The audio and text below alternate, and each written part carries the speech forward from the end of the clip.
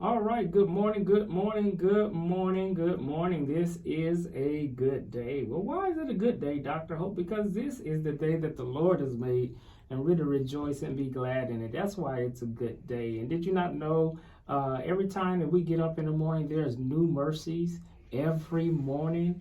And so we ought to be thankful on today. We're excited for another great Fresh Start episode. We are excited. Get up this morning. I know it's early on Saturday morning, but if you're listening to my voice, it's time to get up because it's the Fresh Start Show with Dr. Hope. You hear me say all the time, get your Wheaties, get your Frosted Flakes, your cereal, your oatmeal, whatever you like.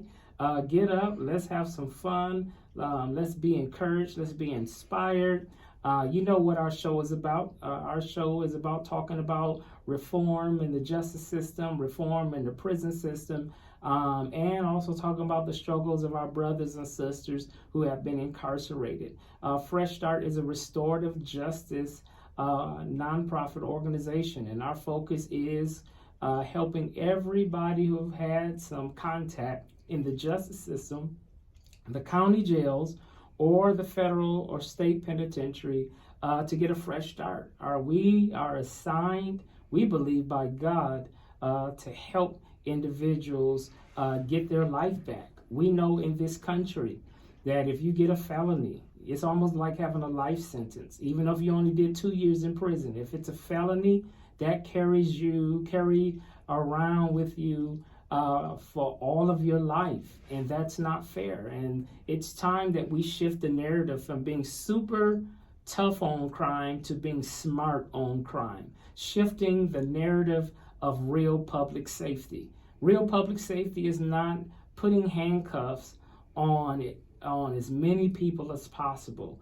Public safety is not about incarcerating as many people as possible. Public safety is not arresting and incarcerating young kids that made bad choices and locking them up in the juvenile detention center. That's not real public safety. Well, let me tell you what real public safety is when you allow people to navigate back with their families and with their communities, and giving them the skill sets and the resources that they need to never ever have a criminal mindset ever again. Is that possible? Heck yeah, it's possible.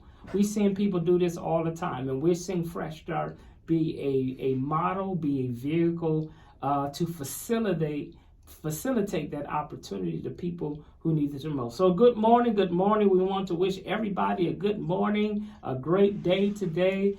I'm happy to meet with you. We thank you for supporting the Fresh Start show and podcast every Saturday. Thank you for the letters. Thank you for the emails. Thank you for contacting us and letting us know this show is impactful, it is inspiring, and it's making a difference. And if you really believe that, and you are a business owner, you are a president or a director of an organization, and you want to get your mission out to the community, we got good news. Fresh Start is now taking on more sponsorships. And if you want to become a sponsor, feel free to reach out to me at my email, Damond, DAMOND, at freshstartint.com, or you can give me a call at area code 520-595-8885.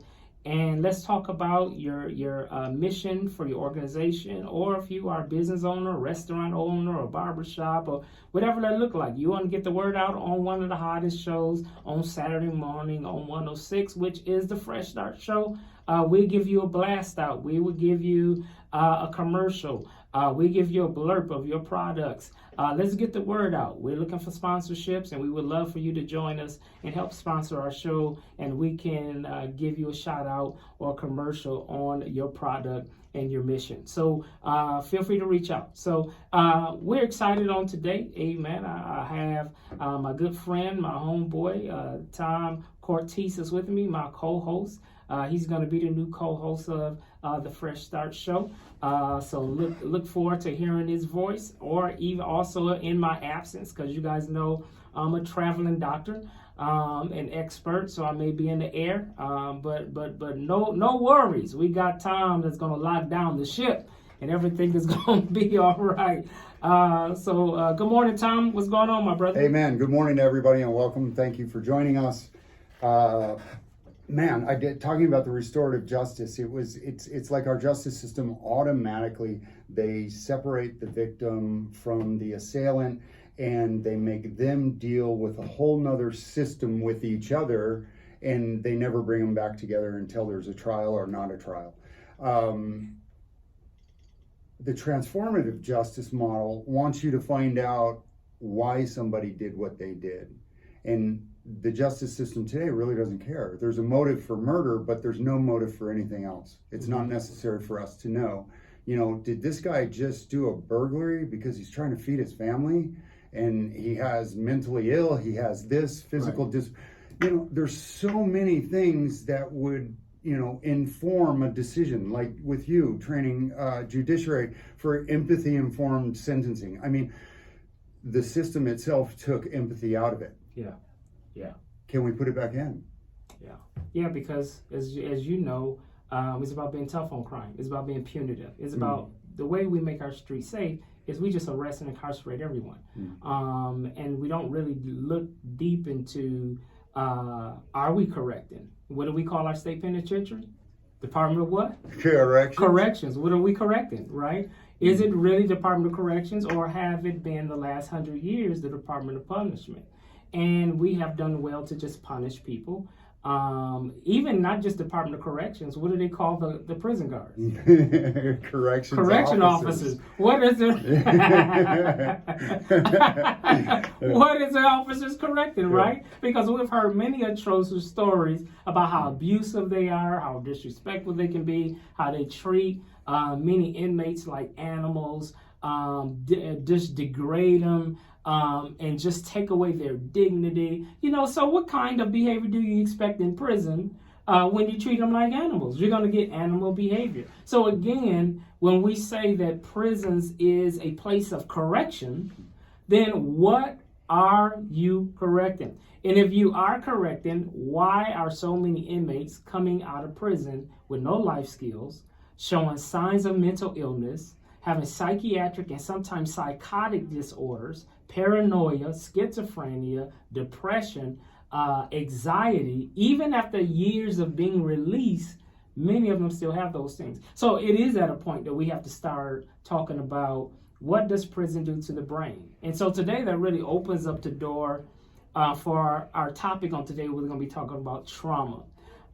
Trauma is something else. Trauma is one of the big leading causes of health and wellness in our country. And I don't think that we really tie in to how when trauma impacts the brain, it impacts the whole person, it impacts the whole body. And if it impacts the whole person, it impacts the whole life. And if we tie that into the judicial system and the justice system, many of the people who are sitting in prison, and I'm sure you can speak into this, have had their share of childhood traumas that they never address. And not just early childhood traumas, historical trauma, generational trauma. Some people that are listening into this episode today, you are dealing with the traumas of your great-grandfather that never dealt with his trauma. Some of my ladies, some of the women who are good women are dealing with traumas from their grandmother that they had nothing to do with, but because grandmama and granddaddy didn't address their trauma and heal from their trauma, it permeated into the next generation and the third generation. And so now we have this vicious cycle of traumas circulating in our families. And we know, and I know as a traumatologist, because this is my lane, this is my bread and butter, as a trauma specialist and a traumatologist, is that we know for a fact through the science, trauma impacts behavior. And a lot of times people say, well, why did they do this? And how could it have gotten so bad? And how did they get on the wrong path? It's because the root word of trauma is injury. And injury, and it don't take an MD or a PhD to know that what happens when you have an injury and you don't treat it? It exacerbated to what? Infections, right? Infections have symptoms. And one of those symptoms and infections is behavior.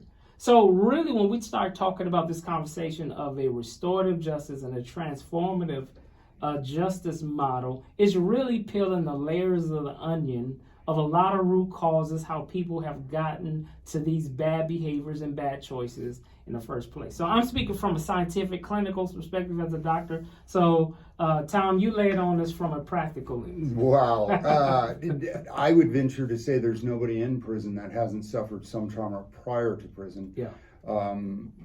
But I would also, this is such a topic that we could take all day, but yeah. the trauma bonding issue with prison and the county jail, because it's trauma going there, but you begin to bond with the system that is keeping you down. Yeah. And then you start to bond with the people, the guards that are keeping you down. Yeah. And I'm not saying you become friends or anything, but there's right, a bond there because your livelihood depends on them. Your meals, your, everything. 3 hots and a cot, right? Yeah. Exactly. Yeah. So that you start to bond with the people that are inflicting the injury on you, and you get to a point where you start to need it. Yeah. Because a brain that has suffered compound traumas almost has to have trauma in order to function at its level. Yeah. Without that, where do you go? So, in your experience, because I speak from more of an academia perspective, as far as looking at research and the science of what trauma does to the brain, and I do have a research and training on it called the traumatization of incarceration. That actually is probably going to be a future book in a year or so. Amen. But you have lived experience. You actually, and that's what I like about our relationship when we talk about these issues, because I can come from an academia type of viewpoint and talk about the science and the research part of what we see in brain scans, but you come from that experience of actually being in there. So let's talk about the causation of trauma in prison. What is causing, because there's something, and you make a great point. I've already got early childhood trauma because maybe my dad wasn't in my life, never had a dad in my life, or I got abused by a certain caregiver or family member. I think a lot of times we think about molestation and sexual assaults, that's always stranger danger, and we come to realize a lot of times it's people that we know, people that we trust, to be in certain private spaces and these things happens to us. Or it can be you've been rejected by your parents and now you in foster care, and you've probably been in 5, 6, 10 different foster cares and just thrown away. And that's a level of trauma, or exposure to violence in the hood, seeing your homie get shot, or seeing someone blow their head off, or whatever. That violence, that's traumatic experience. And that all is what a lot of people go through, especially in poor communities of color. We know what it looks like, right? But there's something what we call secondary trauma, which is I already got my trauma from my life, my personal experience, but now I'm incarcerated. Can you be re-traumatized in prison after already being traumatized in your community or your family? Absolutely. I mean, there's a number of different ways that occurs. I mean, if you go into prison with a victim mentality, you're going to become a victim in prison, and then you are going to suffer 1,000 deaths every day. Right. Because the people who submit suffer. Can I stand up and fight? I mean, the trauma is, okay, you have taken my control of my next action away from me, and you have made limitations on where I can go, how far I can go, and you tend to make that your mindset too. How far can my mind go? There's a fence that stops my mind. Can my dreams go past this when my life is in this? And that in itself is a trauma. Where do I go from here? If my sentence is 25 years and I go to school and I do all the programming, and in 7 years I am so much a better person, but I have 18 years left. Wow. Before somebody even considers that I can be back in society. And we don't take into account, why did this happen to begin with? Right. But let's continue and let's compound it, because we're going to put you with a lot of people like you, and we're going to treat you really badly, and we're going to make every day a suffering that you have to find a mediation in the suffering to find existence. Yeah, that's real. That's real. So we know the struggle is real. Talk a little bit into some of the things more in detail that creates trauma. For example, sexual assault is real. Oh, it's real, bro. Sexual assault is real. I can't tell you from a trauma specialist how people who have been in prison have been sexually assaulted, the level of trauma, the impact it has on your masculinity, all these different things is real. Gang affiliation, like whose side you're going to be on when you come into prison. You got to make a choice, and hopefully you make the right one, or it can be a matter of life and death. What about the trauma of just want to go out for recreation and work out, but you got to look behind your back and get shanked? You just don't know. So talk a little bit into what is that like far as traumatization of being incarcerated? Well, if you think if I can go through this 24 hours without closing my eyes, I can live. Okay, so can I sleep with my eyes open so some people can't get to me? Or can I provide enough people around me so people can't get to me? Yeah. None of it works. Wow. Everybody could be God. And you've seen it. If you've done any amount of time, you've seen anybody God. And that's a trauma in itself. Yes, when you're trying to step over a body that has just been assaulted so you can get to the chow hall and get your food before you get locked down. Wow. That's heavy. And that becomes day-to-day life, bro. Man, I'm getting my food. Right. They're going to lock us down for 18 hours. So, I'm going to get my food and get back to the cell. Yeah. No, that's real. That's real. What is your thought on being in the hole? Because I don't think we talk about those things. We just know people go to prison. We see a few things on TV, but let's talk about real traumas. Why, because I've always said that some people, when they come out of prison mentally, we got to work on giving them behavioral health to just get their mind right so that they can get a job. And we have not spoken into what does that look like. So have you seen people that have been thrown into the hole or have experienced that yourself? What is that like when people talk about that? But I can tell you more than a dozen times that I had been in the hole, and you can look at all my stuff online and see that I was in maximum or super maximum for a majority of my time. And at least a dozen times there were people very, very close to me that committed suicide while we were there. Wow. Because the deprivation in some of the holes, it's complete. They'll take your electricity, they'll take everything, they'll just put you in there with a bucket, and that's your life. And until somebody comes and opens the door and counts you, and then okay, we're still here. We can go on until the next time they come and do that. And that may last for any amount of time. And there's nobody you can call and say, hey, this is unjust, or Right. Please. It's difficult, bro, because there are so many things that happen in the hole that nobody ever hears about. Nobody ever knows about cell extractions, the things where a guy something happened to him that he needed medical. They refuse to get him medical. We all go crazy. We start flooding. We do all of that stuff. At that point, they start doing cell extractions where they take 6-8 guards into each cell and beat you down, cuff you up, drag you down the steps, and put you in a hole. Right. But that's what we did, bro. And you would go through that for the guy next to you. Mm-hmm. And it didn't matter what color it was, bro. Right. That's the way everybody got treated in the hole. So we band together in that fight, you would hope. Yeah. That can we all stand up for each other's humanity? Right. But that trauma is compounded day after day after day in the hole. When you have to go to your cell, go up to the front of your cell and stick your hands out and get handcuffed behind your back. Go to a bunk, kneel on that bunk facing the wall. They will put your tray on that tray. Then you will have to come back and put your hands through the cell. They take the cuffs off, they close it, then you can go to your tray and eat your food. Same thing, to turn your stuff back in. To go out to get a shower, they pop the door to the shower, you go. Sometimes it just so happens they'll pop a couple doors that they know those two people don't get along.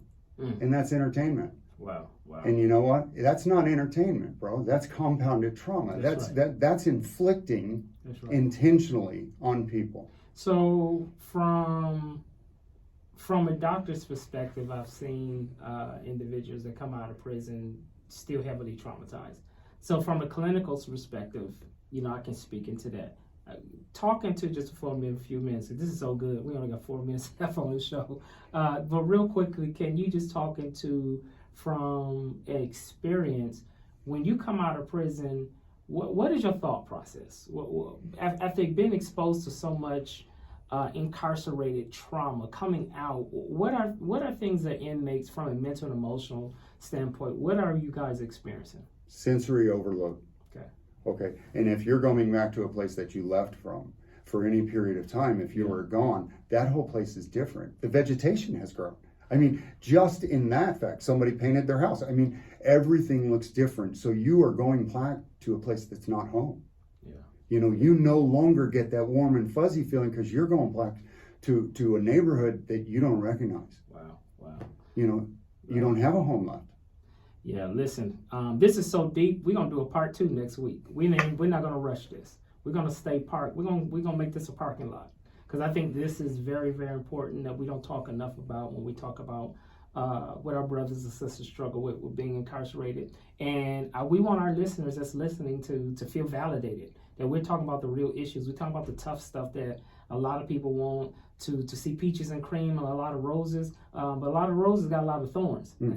And we need to be talking about these things. So we're going to be coming back next week to talk about part 2 on the traumatization of incarceration. What does this look like? Well, how does trauma play how is trauma a factor with people, with defendants and with perpetrators and you could say criminals or inmates or whatever? The struggle is really real. Really quickly, we only got about 2.5 minutes left, but share real quickly about our partnership with Parole and Supervision. Parole and Supervision is wonderful. We're going to be able to go out there every Tuesday and introduce Fresh Start at the orientation, and I get to speak a little bit of my testimony to the individuals that are being released from that facility and other facilities. But they're also going to allow us to come in, and they have a 30-day program and a 90-day program that allows them to keep people from going back to prison by them going through those programs. They're going to allow us in there to offer resources to those individuals so that their futures may be better hooked up by joining with Fresh Start. They're going to allow us to have clinics there where we are able to offer the same things that we offer at the Fresh Start Expo there, or to prepare people to get ready for the expo, to give them the information they need to get the things that they need to bring to the expo. It's what a cool connection we have made. This is one of the missing pieces that we had for Fresh Start. Yes. And it's just wonderful, and they are just as encouraged as we are about this relationship, which makes it just incredibly a blessing on all the way around. And the excitement that they had after hearing about Fresh Start, there were staff members coming into the meeting that we were having with the deputy warden and the staff, just so they can hear it, because it was something they wanted to hear. Yes. And it was awesome because when we were there, when we did our elevator speech, we had just such a strong response. They got all of their attention, like, wow, out of everybody that presented, they were really locked onto you. So we just felt really, really excited. So Tom, we were really excited about this partnership and your work and what you're going to be doing with Fresh Start and the Department of Corrections, Parole Supervision. I think this is super dope, super powerful, and that's what we needed. We needed to impact the pipeline. Speaking of pipelines, I wanted to share with you that not only is we working with Department of Corrections, Parole and Division, get ready. We have locked down a partnership with the Pima County Juvenile Courts. Oh. And so now we are going to be hosting a Fresh Start in the School to Prison Pipeline Conference in the month of May. So we're going to be working with all of our youth, all of our juveniles, all of our at-risk youth that made some bad choices, got some background issues. We're going to be helping you with that. So keep it locked. More details going to be coming. But the Fresh Start in the School to Prison Pipeline Conference is on the way. Listen, we out of time. Thank you for listening to us. We're coming back with the same topic of the traumatized, the traumatization of incarceration next week, next Saturday. Join us the next Saturday at 7:30, and we'll be here where we believe that everyone deserves a fresh start. God bless.